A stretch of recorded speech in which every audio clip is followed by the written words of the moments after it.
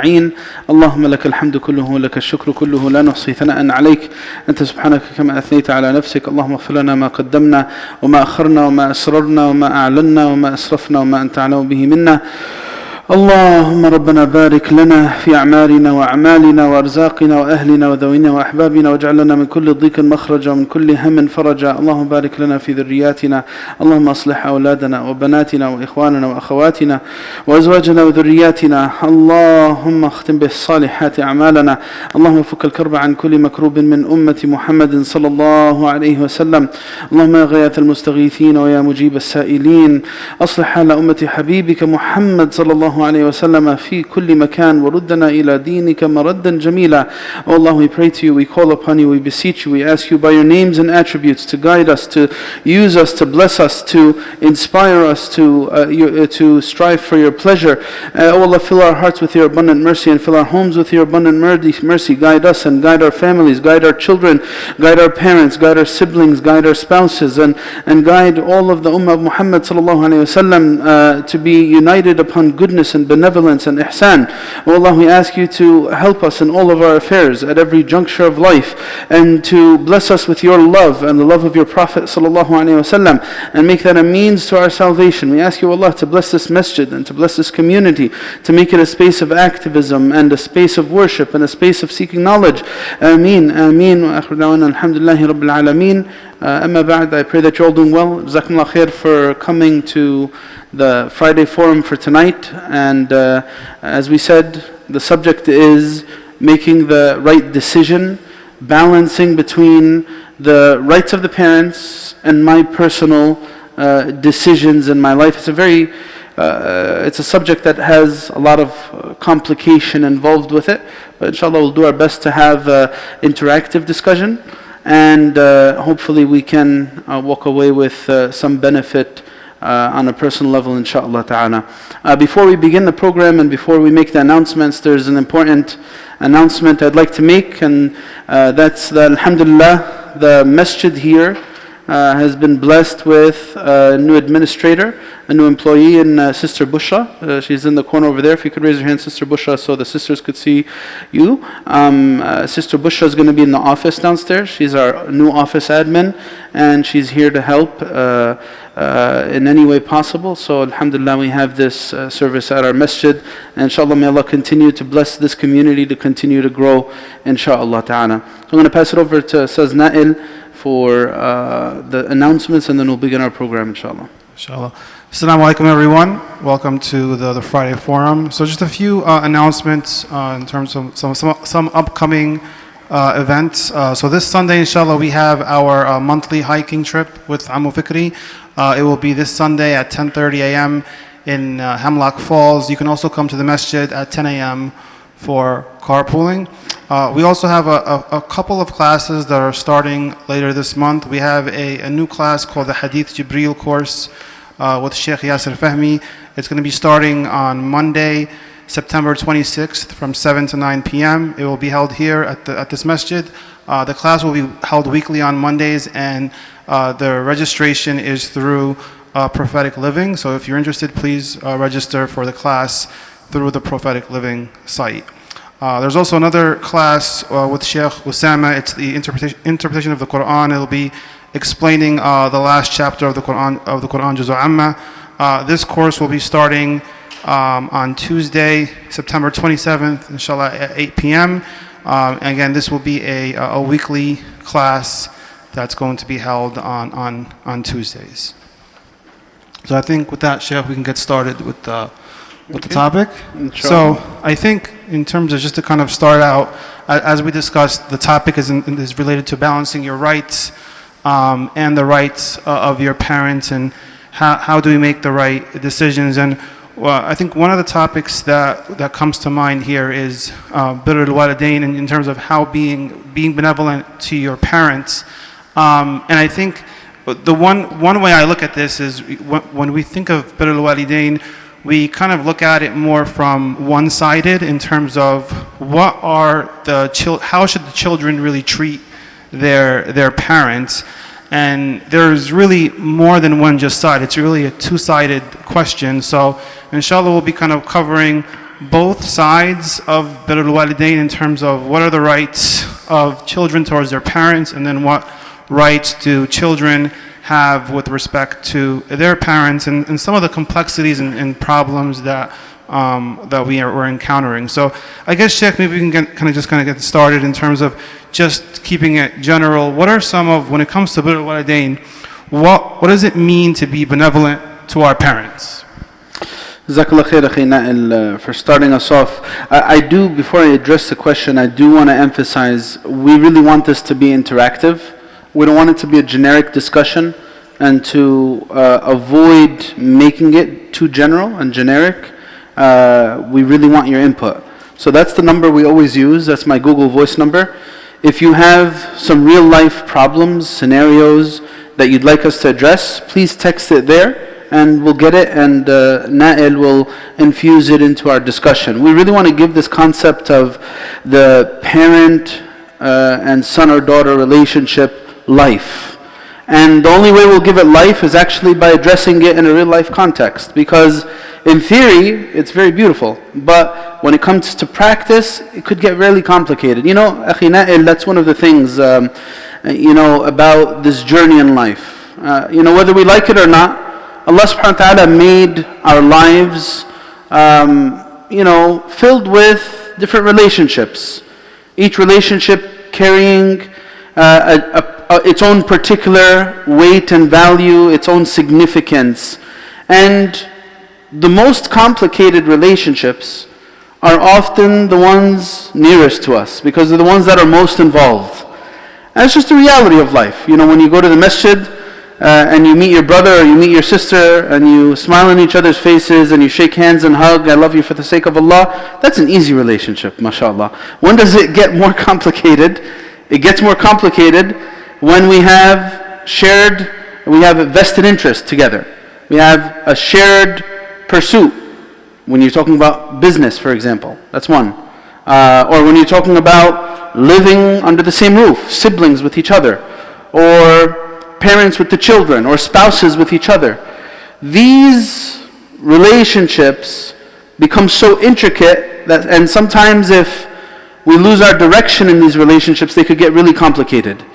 And that's why really the Prophet ﷺ said, the best of you are the best of you to their families. خَيْرُكُمْ خَيْرُكُمْ لِأَهْلِهِ. And that's why the Prophet ﷺ, we mentioned this in some khutbah before, one of the most profound aspects of who the Prophet was as a person is that he was able to win over the hearts of those closest to him. Because to impress people far away is a lot easier than impressing people who see what's behind the mask. And may Allah forgive us, may Allah better us. But in actuality, that's the true state of affairs. Why did the Prophet ﷺ said, the best of you are the best of you to their family? It's not just a cliche or a general statement or slogan the Prophet ﷺ said. No, it's a reality. Because on the outside, people may show whatever they want. But at home, that's where true content of character shows. Now, I as a father, I as a mother, I as a sibling, or whoever, we need to ask ourselves this question. If those closest to me were to write a few pages or a page about who I am as a person, what would they say? What would this page look like? Would it be beautiful and pristine and inspiring? Or would it be something very different? And we all have shortcomings. So may Allah subhanahu wa ta'ala better us. The idea behind this is hopefully not to point blame at any, not whether the children or the parents.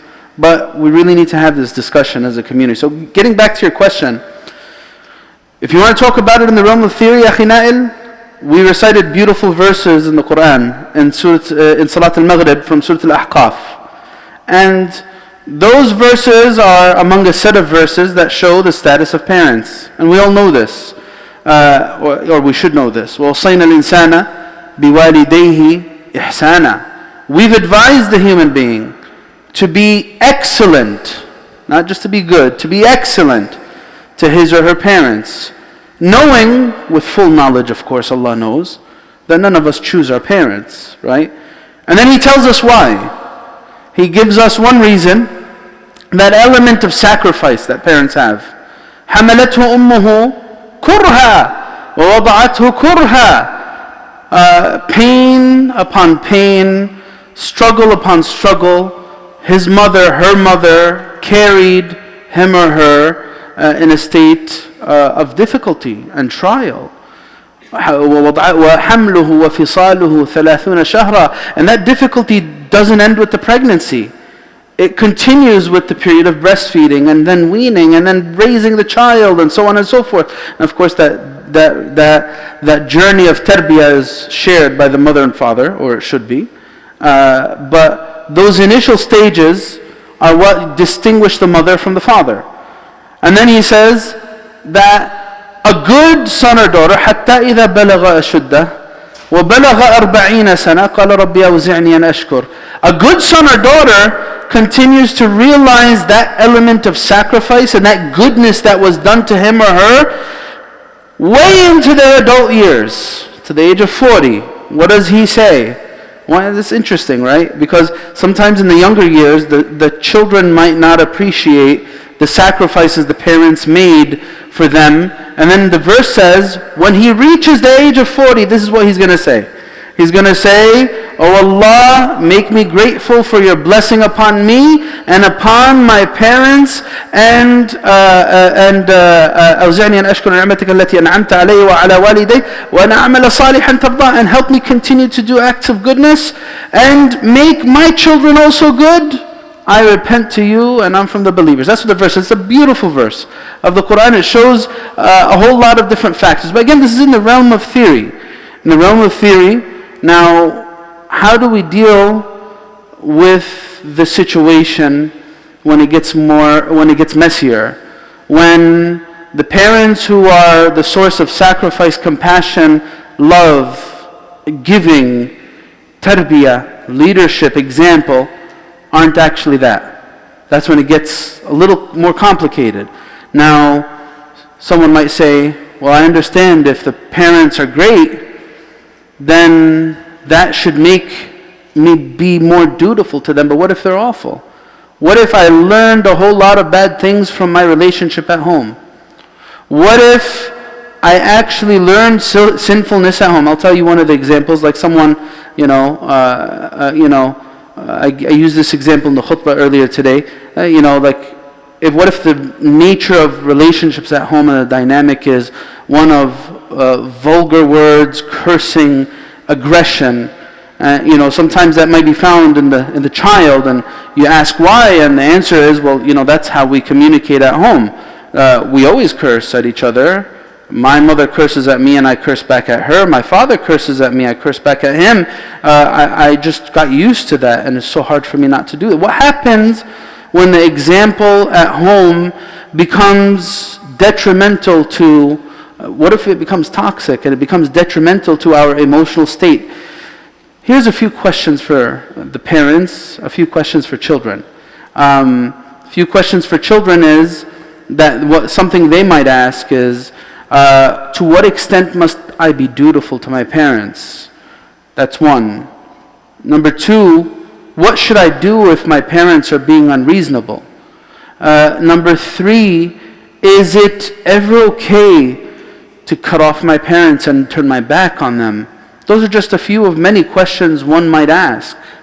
Some questions parents might ask. To what extent should I be involved in my children's lives as they're transitioning into adulthood? Do I have a right over their career choice, over who they get married to, over what they choose to study? Do I have a right over that? Where do the rights of the parents end? Or is there an end? Are there boundaries? Is it okay for there to be boundaries between parents and children? These are not easy questions. And they're not questions that you get easy, direct answers to, because each situation is unique. But we do have guidelines. And we do have a bunch of things to address in there. And then hopefully, I already see some of the questions coming in, but I guess that's what I would say for starters, before we start reading those questions and seeing what else you have. Jazakallah khair. So I guess in terms of, I think you discussed both some questions, some thought-provoking questions that the parents should ask and also the children should ask. Can we talk a little bit, Shaykh, about just what are some of the rights of the children with respect to their parents? And I think you also talked about that sometimes you also talked about boundaries. So as the children grow up and they transition to become teenagers and eventually transition to adults, how do those rights change throughout the course of the children transitioning to adulthood? Jazakallah khair. A very good question. The rights of children in Islam, what are they? I actually gave a khutbah about this in the beginning of this year. You could find it on our YouTube page, titled as that, What are the rights of our children in Islam? And it's something that we really need to speak about, because it's actually the other side of the coin when it comes to birrul walidain. When it comes to teaching benevolence towards parents, do the children have certain rights when it comes to the duties that their parents have to them? The answer to this in our deen is, of course, absolutely. No authority is absolute in our deen at all. Our deen does not teach absolute authority unless it's the authority of Allah. Allah and His Prophet sallallahu alaihi wasallam, they have absolute authority because it's coming from haqq and truth and revelation. It's not coming from whim. And you know what? We all have to deal with imperfect realities to a certain extent. And this is something important to keep in mind. Imperfect realities. I have to navigate imperfect realities. That's what life's all about. Life's not about ideals. And this is what I want to preface this with. I'm going to mention the rights of the children right now in a moment. But before I mention them, I just want to emphasize that we will always find things in our lives that are far less than ideal. And we have to make a decision. I need to make a decision. How will I react to this far less than ideal situation? Will I react in a positive, constructive way or a destructive one? Will I react in a positive, constructive one or a destructive one? And what that means is, if my parents don't do their part, does that mean I don't have to do mine? If the other side is being negligent of their responsibilities, does that mean I should be negligent too? Now let's get into the rights of the children. We mentioned today a quote by Sayyidina Ibn Umar about a man who came to ask him about the duties of parenthood. And then he told him, know the following. You're going to be asked about your child and what you taught him or her. And they're going to be asked about their benevolence to you and their devotion to Allah.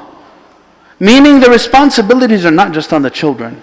The responsibilities are on the parents and the children. You know what? His father, Sayyidina Umar ibn al-Khattab, actually teaches us this in another scenario, which is very well known. This is, one time, a father came to complain about his son to Sayyidina Umar ibn al-Khattab. And he said, my son doesn't listen to me, doesn't obey me, he's a wretched son. And so his son spoke out and he said, "O Amir al-Mu'mineen, is there a right, هَلْ لِلْوَلَدِ حَقٌّ عَلَى وَالِدِهِ? Is there a right for the son over his father?" And then Sayyidina Umar said yes. And he mentioned a few things, and يُحْسِن اختيار اسمه, to carefully select his name, and to carefully select his mother or the father, vice versa, works both ways, right? And to teach him the Quran. These are the rights of the children upon their parents, meaning there needs to, in order for this system to work in a healthy way, there needs to be an investment had on the parents' side as well. So that's the other side. And then when Sayyidina Umar heard from the son what the father actually did, Sayyidina Umar said famous words. He says, عَقَقْتَهُ قَبْلَ أَنْ يَعُقَّقْ. You have committed uquq. Uquq is disobedience, aggression against him as a son long before he did uquq to you. So does tarbiyah have its impact on the reaction I'll get? That's what I was trying to emphasize in the khutbah. You know, how many of you were here for the khutbah today? Just can I see by a show of hands? Not many. Go back and listen to it. It was actually a discussion about qadar. And when we talk about qadar and divine decree, we often think, oh, that's something in Allah's hands. And we don't think about the element of personal responsibility in qadar. Right? Does qadar, divine decree, involve what I choose to do? Of course it does. Of course it does. So a lot of the results that are reaped at home are sometimes because of things that have gone wrong long ago. Something that your son or daughter might be doing when they're 20 years old its process started when they were like 5 years old. That's what we learn about the process of tarbiyah. It's a very slow process. There's stages of development. And I need to realize this as a parent. And if I continue to treat my child as though they're in their first stage of development, right? So some parents like to say, he'll always be my child even when he's 50 years old, right? Yeah, metaphorically. And really, but hopefully not like he was when he was 5. Hopefully the dynamic changes a little bit. Because if we have a 20-year-old or a 30-year-old who's being treated like they were when they were 10 years old, we have a huge problem.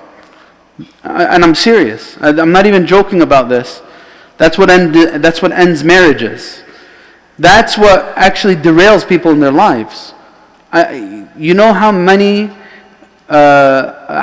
relationships have ended? Our community is littered with relationships that have ended solely because of this issue. Not realizing the stage of development that the son or daughter is at and appreciating that idea of transitioning to adulthood. Something that really needs a lot of reflection. Because if I get used to my son or daughter being under my sovereignty, they're my son or daughter. They need to do what I do. I'm the one who provides for them. I'm the one who sacrificed for them. Sometimes it's good to be protective over your children, but sometimes taking that too far can also be a destructive force of nature. So, what are the rights of children over their parents? First one is, love them. Love them. That's the first right. Make sure you communicate love. And make sure that you do that fairly is number 2. Number 1 is real difficult for a lot of people. Sometimes that love gets masked and hidden with, commands and prohibitions, with expectations. You're not meeting what I expect. You're not doing good enough in school. You should be better. Demands, shouting, yelling, and all that stuff. Discipline's important. But if it's not infused with love, I'm telling you, it'll not actually benefit the person. That's what we learned from the Prophet ﷺ. The first right is the right of love. The second one is the right to do that with justice and fairness. And that's why we know the hadith of the very famous hadith of the Prophet ﷺ teaching us that it's so paramount that parents treat their children fairly. One of the companions came. One of the companions wanted to give his son a gift. And his mother objected. She said, no, you can't give him this gift unless you give the rest. And he insisted. So she said, go to the Prophet ﷺ, and if he approves of it, I'm okay with it. So he went to the Prophet ﷺ, and the Prophet ﷺ, he said to him, did you give all your children a gift like this? So he said, no. So then the Prophet ﷺ said, then la tushidni ala jawr. Don't make me a witness upon oppression. Ya Allah. This one thing, this second right that children have over their parents is a critical one. Because it could be the root cause of hatred and animosity developing in the hearts between siblings, and sometimes between children towards their parents. Can I tell you how many stories that I've come across of children building resentment in their hearts towards their parents because they felt like they were never good enough, and that the other son or daughter is the preferred one. Sometimes it becomes like a chip on the shoulder.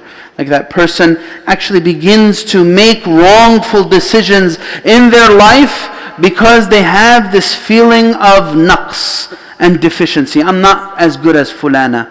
Fulan or fulana is the one that's loved by my mother or father. I'm not. Right? So that's the second right. It's a big right. You know, when you look at it in this way, parents are really responsible for the dynamics they set at home. They're really responsible for this. The children will follow suit to those dynamics, hopefully, but not necessarily. Sometimes a good parent could be tested with their son or daughter. That's a reality. That's possible. Someone could possibly do everything in their hands, but then you'll find that the children get influenced by something on the outside that's really toxic, that ends up being, destructive to them or destructive to the family. But these rights are important because hopefully if I at least do them, then I'll at least minimize the damage or eliminate it in many cases. Another right that children have over their parents, and I'll say this, there's a long list that you could add to this, but these are key things that are doorways to destruction. That's what I'm going to call them, doorways to destruction. A third right that is building within them confidence and self-esteem. That's a right that children have over their parents. Because 1,000,001 calamities that happen in many people's lives are rooted in a lack of self-esteem, a lack of confidence. And the stories, too many. Why did my daughter get into an illicit relationship with some guy on the outside? You'll find many times the reason for that is there was no love. There was no compassion. She only got the iron fist from her father. Right? When you look at this further, why did my son, I use this in the khutbah too, why did my son fall prey to drugs? Why? Because there was no bond. There was no sense of companionship and friendship between the parent and the child. Now, of course, this is a generalization. Sometimes the parent's doing their part, again, but someone from the outside, a bad friend comes along the way, and the son or daughter fall prey to peer pressure. That happens. But more often than not, if I raise my son or daughter to be a good decision maker, then they will be able to at least manage with those trials that come their way. What am I exposing my children to? That's what I should be asking. So again, I don't want to make this whole topic about the rights of children, but this is a really important part of it. Wallahu a'lam. Jazakallah khair. So just to kind of summarize, as far as the rights of the children toward their parents, the parents are supposed to love their children, treat them fairly, and try to build their self-esteem. So one question, Shaykh, came just related to this. So the question is related to someone who's experienced some trauma from their parent from a young age because of their anger, and now this person always feels anxious when they're speaking to their parent, and they're asking, like, how is there a way to remedy this? Yeah, so look, Jazakallah khair. So look, we need to admit that abuse is a reality in many homes, unfortunately. And abuse can be physical, it could be emotional. And it could have a very far-reaching effect. What I would say to this person who's asking this question is, because look, we're looking for solutions. We're looking for solutions to problems. I really urge every young person, please think like this. You could either choose to be one of two people. You could be one person who continues to endlessly characterize the problem until the day you die. That's one type of person. I'm like this because my father was like that, and I'm like this because I didn't get an opportunity to do that, and I'm like that because of X, Y, and Z, right? So I could continue to endlessly characterize why my life is so difficult, and I could continue to deflect my problems to another direction, right? Or I could choose to be the second person. I'm going to internalize and realize what's the problem. I'm going to diagnose it, and I'm going to look for solutions, and I'm going to live by it, right? This second type of person is the one that we should really strive to be. And the reason why I say that is because too many people stop short of finding solutions to their problems in their lives, and that gets us nowhere. Wallahi, gets us nowhere. Now, is there sometimes a need for therapy when we have cases of abuse? Is there a need for therapy? Like, do sometimes people need to, sort things out mentally and emotionally with someone who's trained, someone who's a professional? The answer is yes. Yeah, and that's okay. Sometimes those feelings of trauma, you might need to sit down with someone and talk with someone about it. A second thing is, that I would ask this person is, identify, is this abuse ongoing, or is it just something of the distant past? If it's something that has ended, then maybe perhaps your father, if you're an adult now, maybe your father can help you perhaps overcome these feelings. If it's ongoing and they're just a very toxic presence that continues to be there, we have another solution for this, right? Islam never teaches us that we need to, be objects of abuse and do nothing about it at all. Can I do something about it? Yeah. Sometimes that could be through means of intervention, by getting other people involved. Getting a religious leader, an imam, or someone else in the family. I need to get this problem addressed. Maybe the reason why this trauma is ongoing is because I never got the problem addressed. Am I in a position of power to address it now? If the answer is no, then let me minimize this oppression. Maybe, it's never an easy thing to say, just turn your back on your parent, that's it. Cut them out of your life. Whoever says that very loosely and very quickly and easily is approaching the relationship between parents and children in a very negative way. It's never an easy decision to turn your back, because Allah says it, not me. I'm not making this stuff up. Allah subhanahu wa ta'ala, He says, وَإِن جَاهَدَاكَ على أن تشرك بي ما ليس لك به علم فلا تطعهما. And if they try to compel you and struggle against you to associate another with me, and that's of course a very big sin in our deen. If they try to go that far, then don't obey them. And then what does it say after that? وَصَحِبْهُمَا فِي الدُّنْيَا مَعْرُوفًا. But still, don't allow the toxicity of another person to make you, yourself, a negative person. Be a good companion even after that, as best as you can. If abuse is severe, then limit interaction. That's what I always advise, right? Do you need to be there every single day and involve them in every decision of your life if they are absolutely toxic and absolutely abusive and do nothing to actually help you in your life? If you're one of those rare situations, fairly rare situations, Jazakallah khair, Barakallah feek, then in that case, limit interaction. Maybe perhaps start becoming more independent in your decision making, limit visitation, and that will hopefully help minimize the problem. Allah alam. Jazakallah khair. I think there's the You want to say something? Okay. Tfaddal.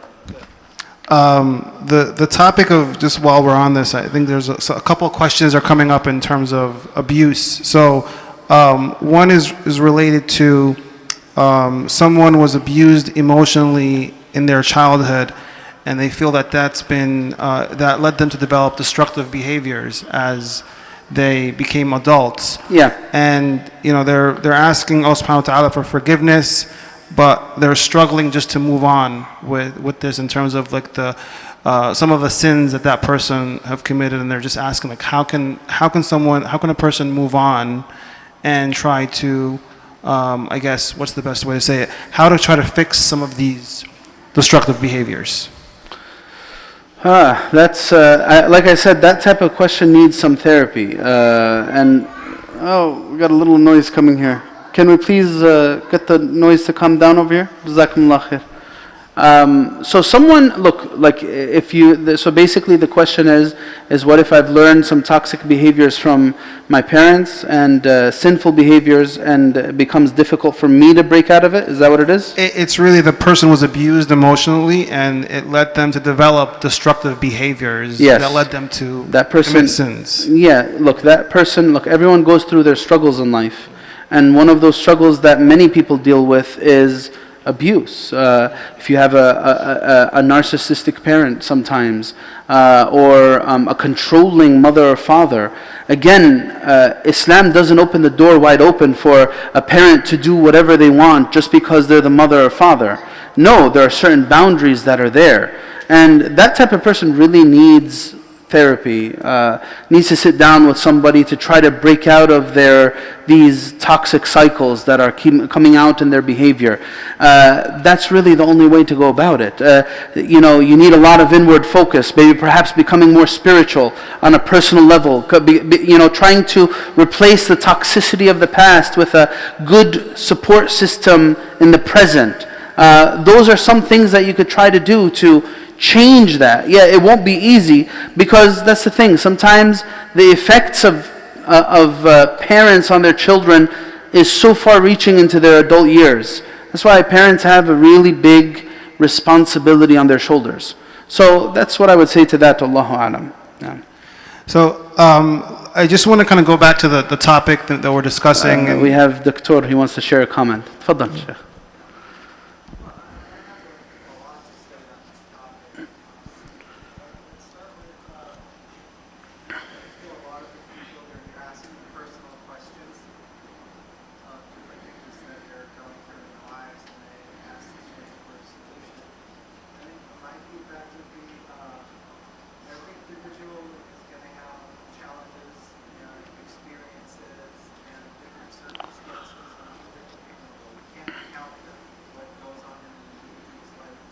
Sure. Even regarding toxic behaviors, it's, I see this all the time. It's very common. It could be because of something that the parents did in their lives, something they saw one of their parents do. It could also be something like just the personality makeup of the person, and eventually that they grow, which is also their parents' fault because they got it genetically from their parents. It can lead them to showing those toxic behaviors. But just one point, everyone can benefit sitting with the therapist and sorting out their own problems. And I also think that the role of the Shaykh is similar to the role of the therapist. The way we look at Islam, people ask the Shaykh a personal question and what an immediate solution. And I think that quick fix to these problems, it just doesn't work that way. Sure. Absolutely. Jazakallah khair. So just in case for you guys who couldn't hear him, so he was mentioning how sometimes each situation is very unique. We have endless amounts of situations that might arise in people's lives of abuse, of personal problems, toxic realities that they're in. And sometimes we look for quick fixes. And this is really, really important. Jazakallah khair for mentioning that. A quick answer to your compounded problem of 20 years is not going to make everything, evaporate. You've been dealing with something for many years. A quick question might give you a doorway or a new way to perceive something or a new approach to have towards your problem, but it won't resolve your problem. A lot of that needs time to sit down and, unpack these problems. And sometimes, like we said, therapy plays a critical role in this. So depending on what you're dealing with, in these types of questions that you just asked, I really encourage those types of people, consider opening up to a therapist, opening up to someone who might help you figure out how to break out of that. Allahu Alam. What else? Yeah. Jazakallah khair. So let's just kind of go back to the topic that we're discussing. So alhamdulillah, we went over some theory in terms of what are the rights of parents and what are the rights of children with respect to their parents. And alhamdulillah, we gave a couple of examples. But Shaykh, let's get to a couple practical examples that we live in today. So as the children are growing up, they have to make certain decisions in terms of school, their career, and eventually, and when they grow up, they also have to make an important decision in terms of choosing their spouse. Yeah. So what is the balance of the parents being involved in those important decisions? How can parents be supportive of their children but at the same time, they are not dictating what their children do, meaning like you have to study, you have to become a doctor, you have to become an engineer, you have to marry a spouse that is from this nationality and has to be certain age range, right? Those kind of real life scenarios that a lot of us tend to struggle with. What is that right balance? Jazakallah khair. So it is a really important question. It plays out into so many things. I'll preface it with this. It's really important to try to be pragmatic in terms of the decisions I'm going to be making in that stage of my life, in terms of my work, schooling, and marriage. And what I mean by pragmatic is sometimes I'm dealt with a situation that is far less than ideal. And if I try to make everything on the standards of ideals in my life, I'm not going to live. I'm not going to live. I'm going to live with a lot of naqs. I'm going to feel a sense of naqs and deficiency. I'm going to be angry about my circumstance. And you know what? I might go through a whole lot of problems. And, when I say this, it's really important because, often, as some of the questions showed us, our parents might bring their own baggage to the table when it comes to raising their children. Certain things were instilled in them from their parents. Their cultural reality demands certain things from them. And if the parent really doesn't realize the critical stage that their child's at, they might cause life-changing damage to them, for the rest of their lives. And I'll tell you this, the stories that we get show us this. When we're talking about loss of faith, parents need to realize that this situation that we're in is real serious. Once upon a time, you'd say, oh, someone left Islam, oh, that's something unheard of, something so rare. Like, does that actually happen? But in our day and age, it's happening, and it's happening way too often. And sometimes for things that are so unnecessary. Like one of the stories I know is, a guy wanted to get married to a non-Muslim woman, and his faith on his own was a little shaky himself. And his mother was outright against it. And she made all the threats she possibly could. If you go through with this marriage, you're no longer my son, and the shouting and the anger and all the rest. And he was like, you know what? I don't need your religion, and I don't need you. And he actually went through with the marriage, and he left Islam because of his mother's reaction to him wanting to get married to a non-Muslim woman. Now, of course, that's a very scary thing. The same thing when it comes with other stuff, we get faced with situations like how much can you really use that card of threatening and demanding when children become adults? That's why I urge parents, I urge every parent, realize this. When your children are transitioning to adulthood, you need to be a good companion. You need to help them make the decisions. You should not put the... look at the hadith of the Prophet ﷺ. When we're talking about marriage, take a look at this hadith of the Prophet ﷺ, where he says, إِذَا جَاءَكُم مَّن تَرْضَوْنَ دِينَهُ وَخُلُقَهُ فَزَوِّجُوهُ إِلَّا تَفْعَلُوا تَكُنْ فِتْنَةٌ فِي الْأَرْضِ وَفَسَادٌ كَبِيرٌ. Prophet ﷺ, he said, when someone of good faith and good character comes your way, make it easy. Let the marriage happen. If they're really of good faith and good character and they could really build a home with your daughter, make sure you allow it to be easy. Because if you don't do that, and this is the warning of the Prophet, he said, there will be fitna in the land, there'll be corruption spread throughout the land, and great devastation. That's what the words of the Prophet ﷺ, the warning of the Prophet.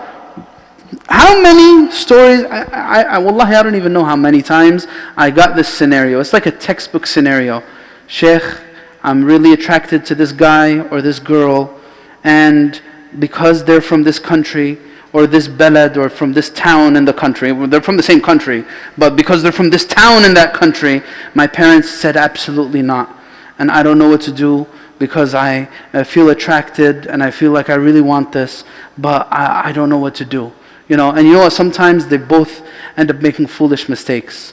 They'll end up going to fornication instead when it's not made easy and halal.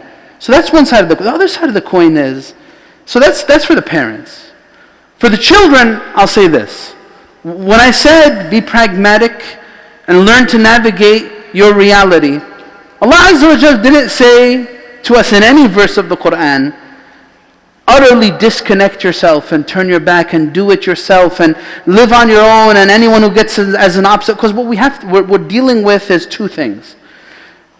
A toxic culture of parenthood on one end, and then a toxic culture of individualism on the other end.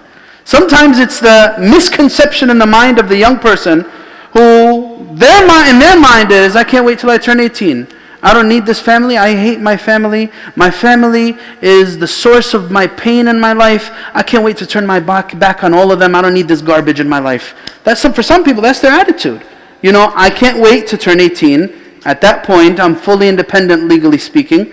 And I don't care about anyone's opinion. Does the blessings of the parents matter?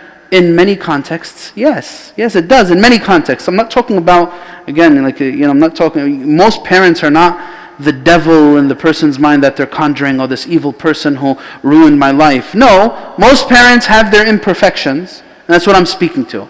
Most parents have their imperfections, but at the same time, does their blessing really matter? It does in a sense. So I need to navigate an imperfect reality. How can I get something that I can accept for myself in my life, and at the same time have as little obstacles in the way of that?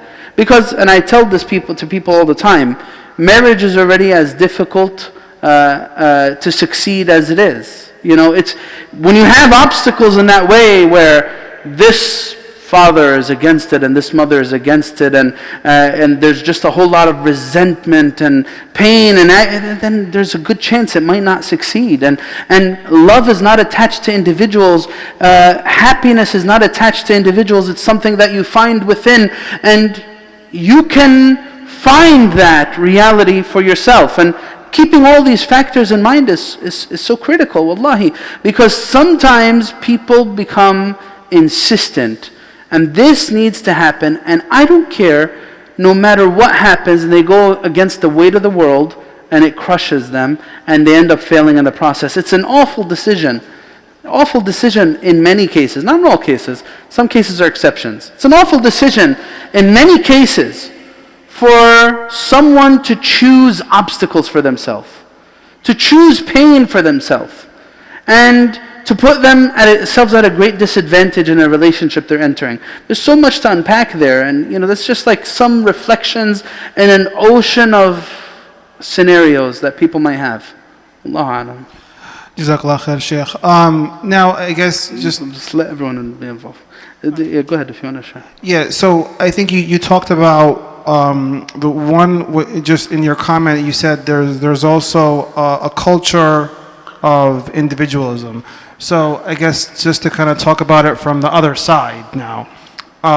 When as children grow up, they are going to become more independent. They're going to make decisions by themselves. And as you mentioned, there is a culture of individualism that really impacts our children. And a lot of children, generally speaking, they have their own aspirations, and they want to do what is in their best interest. But as sometimes they want to follow, they want to follow through of what they want to do, and they may not consult with their parents. Their parents are not really an important part. They don't really consult their parents. Their parents, in the sense, are out of the picture. So how can we tackle it from that angle, in terms of what's the right level of interaction between the parents getting involved and children making the decisions, but at the same time you want your children to be independent. They have to make certain decisions by themselves, but with some level of engagement from the parents. Like, how do we deal from that angle? Yeah, Jazakallah khair, barakallah feek. So look, I'm going to reiterate this and emphasize it. And again, don't take it as a categorical thing, because nothing we're saying here is categorical. This is meant to stir the pot, so to say. And then if you have a personal circumstance that you want addressed, come talk to me. If you're dealing with something on a personal level where you're facing great difficulty in reconciling between what's being said and what you're going through, come talk to a person about it, myself or someone else, But speaking in general terms, there's a reason why Allah subhanahu wa ta'ala, He mandated in His book. He said, وَقَضَى رَبُّكَ أَلَّا تَعْبُدُوا إِلَّا إِيَّاهُ وَبِالْوَالِدَيْنِ إِحْسَانًا. There's a certain level of commitment that's there. Someone who does not know how to have benevolence towards a mother or a father, albeit not being a devil, they're not a devil, doesn't know how to have that level of commitment towards them, is someone who is missing out a great deal on what it means to be dutiful and committed to those who make sacrifices for me. And what do I mean by this? Look what Allah subhanahu wa ta'ala says. So the verse I just said, just so everyone knows it, Allah says, worship Him and then be benevolent and excellent to your parents. Another verse, Allah subhanahu wa ta'ala, He says about Sayyidina Isa alayhi salam, about Sayyidina Isa alayhi salam, He says that وَبَرًّا بِوَالِدَتِي وَلَمْ يَجْعَلْنِي جَبَّارًا شَقِيًّا. I'm benevolent to my mother and He has not made me a wretched tyrant. The words there are very, very severe. It shows us that in a standard situation, no, I should really care about the input of my parents. No, I should not make it absolute. Yeah, but I should care about maintaining that relationship. Look at this from one of our Salaf, the Tabi'een. So Sayyidina Uwais al-Qarani. Sayyidina Uwais al-Qarani attained the status that he attained. He was Sayyid al-Tabi'een. The Prophet ﷺ told Sayyidina Umar, if you could get him to seek forgiveness for you, then do it. The reason why he got that status was because he was patient with illness, right? And because له والدة هو بها بر لو أقسم على الله لا بر. He had such a beautiful connection with his mother. He was so dutiful to his mother that Allah subhanahu wa ta'ala answered his prayers. We know the story of Al-Haritha ibn Nu'man. We know Al-Haritha ibn Nu'man, the Prophet ﷺ heard him in Jannah. He said to Haritha, about the dream, or he asked in the dream, I said, he heard someone reciting Quran in Jannah. He asked, who is this? They told him, Al-Harith ibn Nu'man. So the Prophet ﷺ, when he awoke, he told the dream to his wife, Sayyidah Aisha, and he said, كَذَلِكُمُ الْبِرِّ كَذَلِكُمُ الْبِرِّ كَذَلِكُمُ الْبِرِّ. That is what bir does. It gets you to that high station. It brings goodness to your life, in this life and in the next. That's, again, we're talking about a standard scenario of cases where that intimate relationship is lost when individualism becomes so rampant, when everyone's thinking about me, myself, and I, when even their own family is characterized by a level of selfishness that's so toxic. Sometimes that level of selfishness starts with the parents. Many times it might start with the parents, and that's tragic.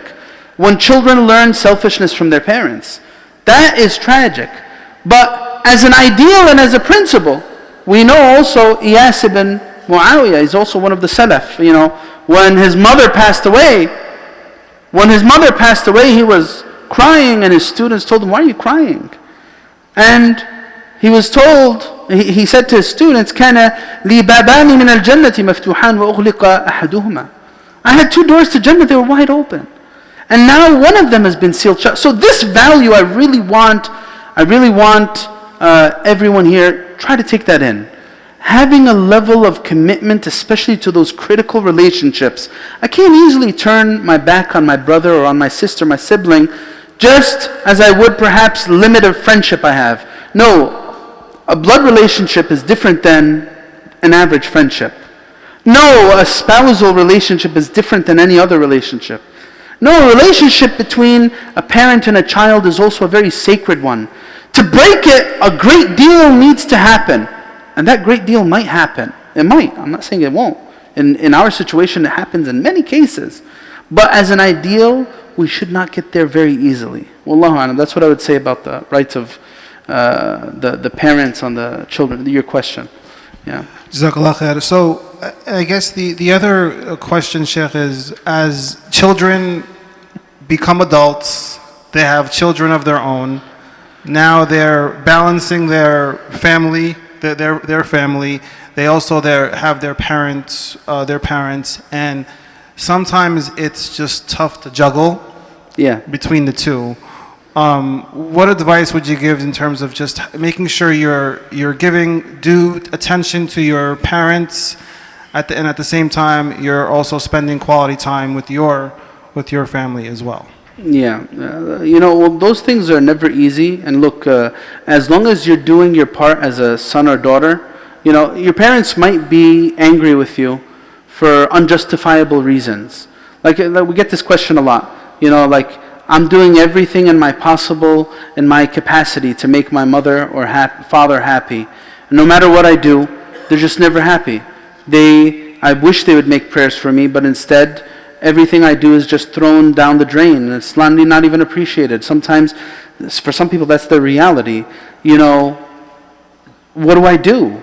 If my parents are angry, is Allah going to be angry with me? If I'm doing my part, the answer to that question is no. If they don't have a justifiable reason to be angry with you, then Allah won't be angry with you. If you have other rights and duties, like to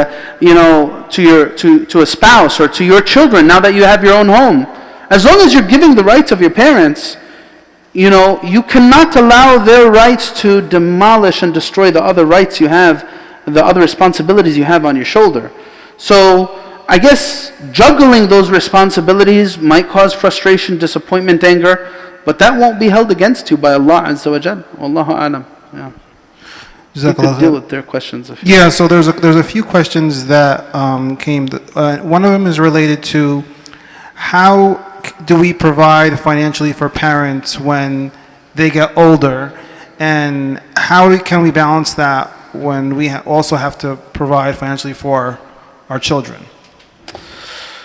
How? Well, of course, the answer to that is going to be very, very much based on your circumstance. Do you have any duty to your parents, financially speaking? The answer is, if they're poor, then absolutely yes. Now sometimes, like we get this type of question. Sometimes the father will tell his son, there's a hadith that says, "Anta wa maluka li abik." You and your wealth are for your father, and they might be very demanding to the point where it put a strain on the person, financially speaking. And of course, that hadith is way taken out of context. That's definitely not the case. But if they're poor, do I have a duty to my parents if they're unable to provide for themselves a basic livelihood? The answer is yes, of course.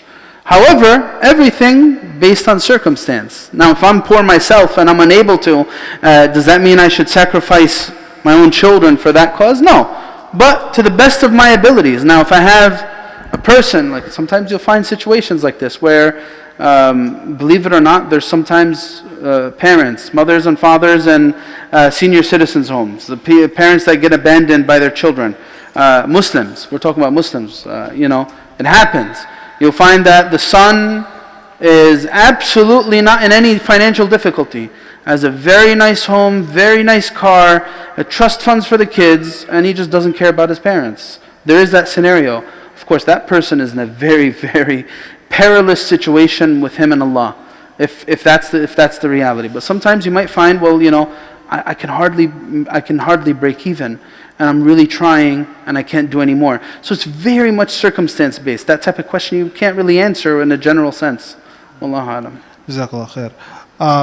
Another question came in regards to someone who is really, they chose a certain career path, or they want to pursue a certain career path. They've discussed it with their parents, but their parents are refusing the idea. They think it's dangerous or it's controversial. And she just would like some advice. He or she would like some advice in terms of how to deal dangerous or controversial? Well, the parents don't really know, based on the question, the parents don't really know all about this career path. They just think that this is a controversial or a dangerous profession. And like the person is asking what's the best way to deal with the situation. Well, look, it's that again. Really depends on. You really need to involve someone else in that type of situation. Reach out to other people. You know what? If you find everyone else who's a mentor or a respected person who's telling you, "Oh no, what your parents are saying is completely unjustifiable and it's completely okay," then we have something. Then we need to have some type of intervention. Maybe perhaps speak with the parents. Find someone who can sort of sway the parents to properly to knock some sense into them. But if you're finding, sometimes, and you'll find this, like sometimes a person might think that their parents absolutely don't understand anything about life and that they have it all figured out somehow. Sometimes you'll have that problem, the opposite problem. They have everything figured out and they don't want to seek the advice of any mentor or any person who has experience, or for their parents for that matter. And you know what? That type of person is going to stumble a lot. That person is going to go through a lot of pain if they constantly refuse advice. So my advice to this type of person, the way you'll know whether you're in the right or your parents are in the right, seek out the advice of some other impartial third parties. Seek there and pick who you're going to seek advice from. Someone who perhaps understands this type of work or perhaps has a level of experience in life. Seek out their advice and then compare that with what your parents are saying. If you find that everyone's agreeing with your parents, then that's your answer. If you find that everyone's standing against them, then that's your answer there too, and then we need intervention. If it's a sort of a 50-50 there, then even then we can have a discussion, and hopefully if they're reasonable parents, we could try to... It's always better, look, even when it comes to marriage, by the way, if anyone deals with marriage on the basis of right and wrong, and halal and haram, this person is not going to stay married. They're going to get divorced. I'll just state very plainly like that. This person, this is my right. I'm the husband. I'm the one who makes these types of decisions. This person, life's going to give him a few whacks on the head and then he's going to wake up. But I'm serious about this. When it comes to marital disagreements, the way to go is through sulh and settlement, is through finding a path in the middle that's benevolent to both parties. It's not about sticking with what's right or what's wrong. Same thing with children and their parents. Sometimes it's not an issue of clear right and wrong. You need to sort of find a way to settle the matter and speak reason to both parties. That's what I would say to that. Allahu A'lam. Jazakallah khair. Another question came, this goes back to someone that was in... I guess they lived in they considered to be a toxic household, where the way that the parents treated them led to that person making poor life choices. So the question is, how will Allah subhanahu wa ta'ala take this into consideration when judging between them? Allah knows. Look, whenever we talk about Allah's judgment and His hisab, Allah is more merciful, more aware, and more encompassing of the situations of His servants than anyone. We get questions about reward and punishment all the time.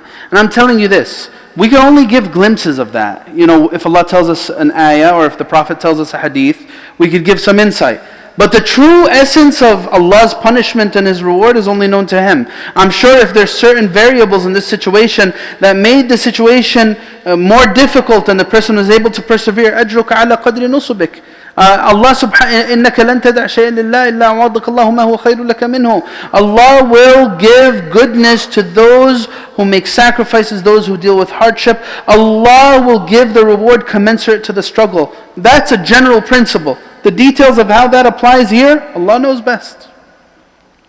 Okay. Jazakallah khair. I think we have time for one more question. So this one is related to marriage and having the parents being open to marrying someone out from a different country. So just how can you work through that with the parents? How can you work through getting the parents to accept you to marry someone from another country? Yes. There's as little detail as possible in that type of question.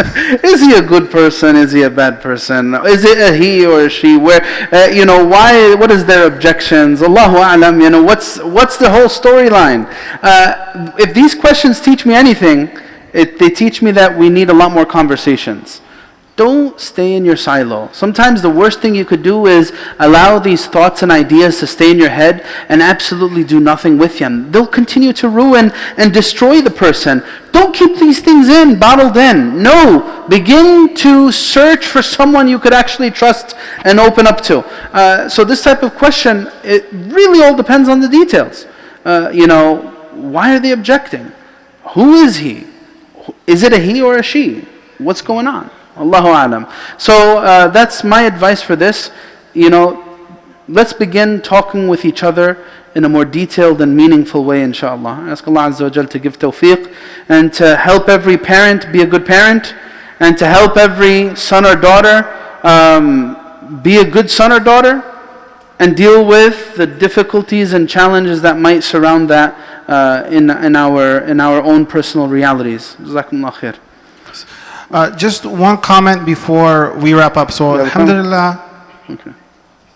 After the salah. Salah. So, alhamdulillah, we have been sending a Google Docs to the Friday Forum WhatsApp group just to seek questions and seek input from the community members that are attending the Friday Forum to see what kind of questions they have. So we encourage everyone. The plan is to try to send out this Google Docs document in advance of the Friday Forum. So if anybody has any questions, we will do our best to review those questions and try to incorporate those questions into this event, inshallah. So jazakumullah khair for attending, and inshallah we look forward to seeing everybody.